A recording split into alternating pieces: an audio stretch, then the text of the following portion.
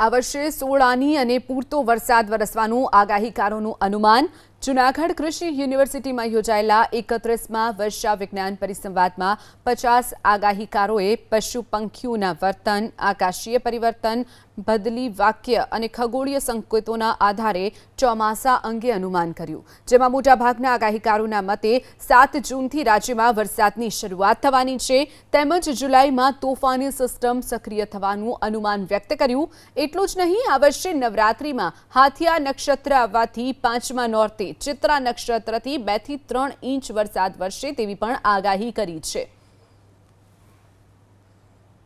વર્ષા ઋતુ હજે સક્રિય થઈ હોય કે ન થઈ હોય ત્યાં એક એવી તોફાનની સિસ્ટમ દેખાય છે જૂન મહિનાની શરૂઆતમાં કે જૂનની પૂર્વ સંધ્યાએ કદાચ વરસાદ આવી શકે, તો જૂનમાં 1 થી 5 તારીખની અંદર ખૂબ વરસાદ થાય અને વાવણી થાય અનુમાન છે। મારી જે આગાહી છે એ ગ્રહોના આધારે, એ પછી બદલી વાક્યો, પછી લાનીનો અલનીનો પ્રવાહો, આમના આધારે હું આગાહી કરું છું। હોળીના દિવસે જે વરસાદ થાય, કરા સાથે વરસાદ વરસ નબળું જાય, આ વર્ષે 7 દિવસ આગળ પાછળ હોવાથી ખાલી છાંટા વરસાદ થયેલો હોવાથી વરસ સારું છે।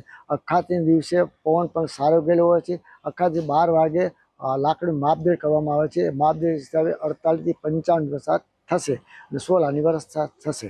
વર્ષા વિજ્ઞાનના પરિસંવાદમાં અંદાજે 35 થી 40 જેટલા આગાહીકારો સમગ્ર ગુજરાતમાંથી પધારેલા છે અને તેઓ વર્ષ દરમિયાન પોતે જે અવલોકનો કરેલા છે એ અવલોકનના આધારે આગામી ચોમાસું કેવું રહેશે તેની આગાહી કરશે। ખેડૂતો માટે ખૂબ જ ઉપયોગી અને આપણી જે પરંપરાગત પદ્ધતિઓ હતી હવામાન વિશેની આગાહી આપવા માટેની, એ પદ્ધતિઓ સચવાઈ રહે, એમાં રસ લેતા લોકો પ્રોત્સાહિત થાય અને આના પરિણામે ખેડૂતોને કયું વાવેતર કરવું, ક્યારે વાવેતર કરવું, કેટલો વરસાદ થશે, સિઝન કેવી જશે, એની સંપૂર્ણ માહિતીના આધાર મળી રહે છે।